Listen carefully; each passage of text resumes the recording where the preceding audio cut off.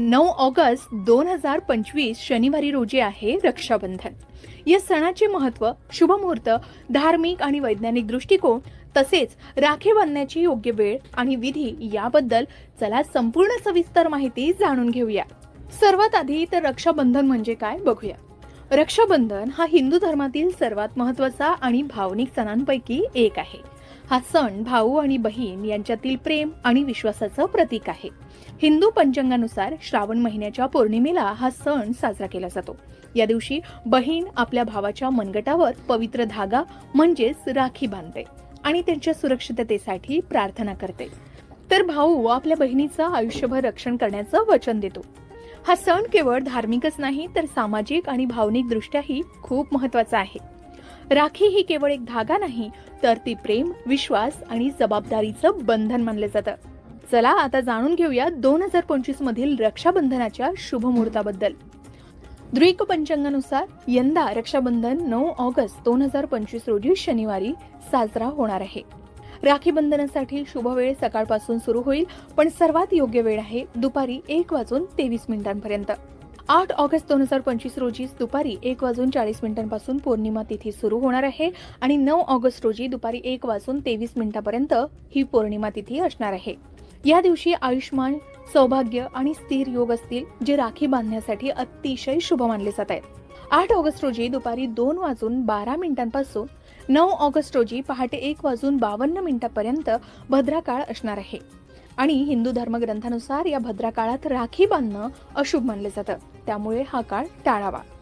सहसा दुपारच्या वेळेला राखी बांधणं उत्तम मानले जातं, पण भद्रा काळ टाळणं गरजेचं आहे.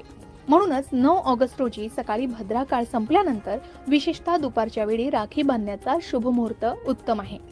आता रक्षाबंधन साजरा करण्याची पद्धत खूप सुंदर आणि पवित्र आहे.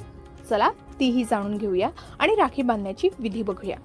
तर सर्वात आधी एक थाळी सजवावी, ज्यामध्ये राखी, तांदूळ, मिठाई आणि एक छोटा दिवा सोबतच रोळी म्हणजे लाल रंगाची पूळ ठेवावी. बहिणीने भावाच्या कपाळावर टिळक लावावा, त्यासाठी प्रार्थना करावी आणि आरती करावी.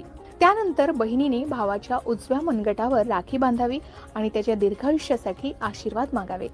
त्यानंतर भाऊ बहिणीने भेटवस्तू एकमेकांना द्याव्यात आणि आयुष्यभर रक्षण करण्याचं भावानं बहिणीला वचन द्यावं.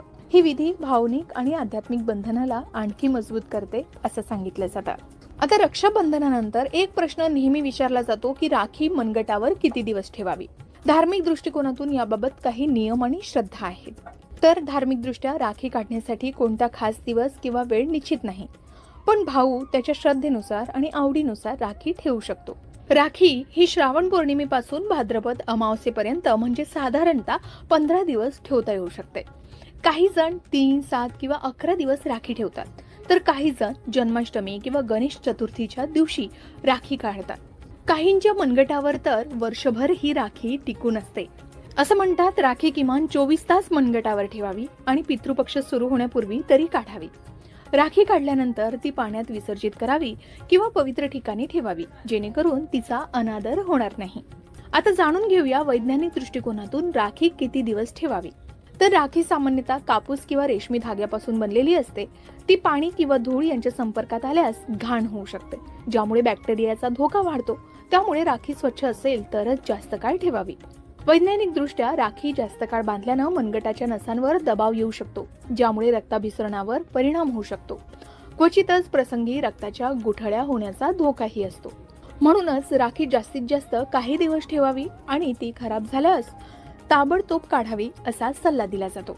आता रक्षाबंधन खास का आहे, तर रक्षाबंधन हा सण फक्त धागा बांधण्यापुरता मर्यादित नाही, तर हा सण भाऊ बहिणीच्या नात्यातील प्रेम, विश्वास आणि जबाबदारीचं प्रतीक आहे.